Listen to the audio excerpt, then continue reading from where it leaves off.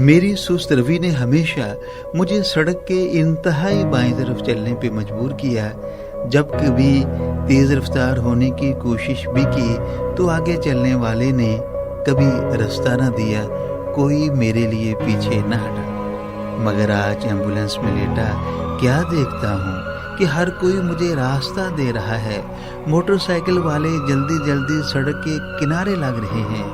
बड़ी चमकती गाड़ियाँ जिन्होंने मुझे कभी काबिले इतना न समझा, आज उस रास्ते से परे हट रही थी जहाँ से मेरी एम्बुलेंस ने गुजरना था। मेरा जी चाहा कि अपने लिए रास्ता छोड़ने वालों का हाथ हिलाकर शुक्रिया अदा करूं और एम्बुलेंस की खिड़की से चेहरा बाहर निकाल कर बता सकूं कि ये मैं हूं, मैं।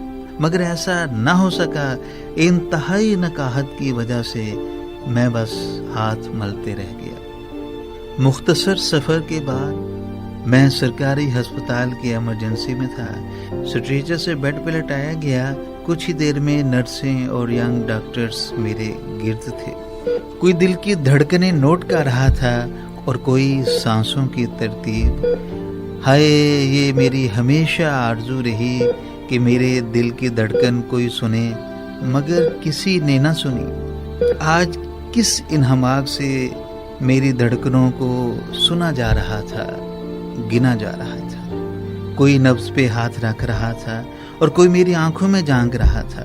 आंखें चार करने का इश्तियाक तो मुझे अवाइल उम्री ही से रहा, मगर इस आरज़ू की तकमील अस्पताल के बेड पे होगी, मैंने कभी सोचा न था। जिस्म में जहाँ जहाँ दर्द था वहाँ वहाँ हाथ रखे जा रहे थे।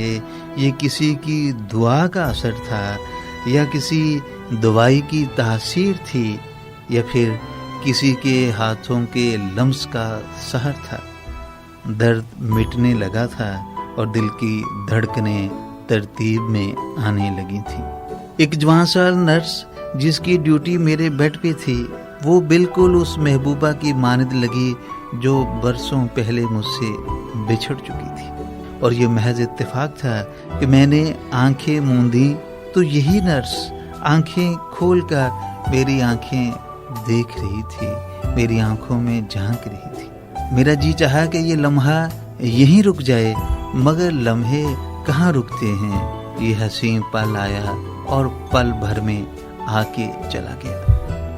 इतनी तवज्जो मुझे किसी ने न दी जो अस्पताल की इमरजेंसी वार्ड में मिली।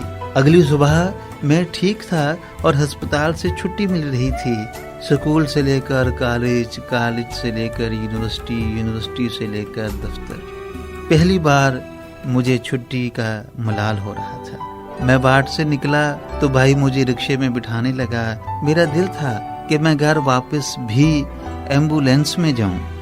बड़ी चमकती गाड़ियां पीछे, बहुत पीछे छोड़ता हुआ और हाथ हिलाता हुआ, मगर मैं रिक्शे में बैठा घर की तरफ रवां था, जहां न मैं काबिले एतना था और ना तवज्जो का मरकज़।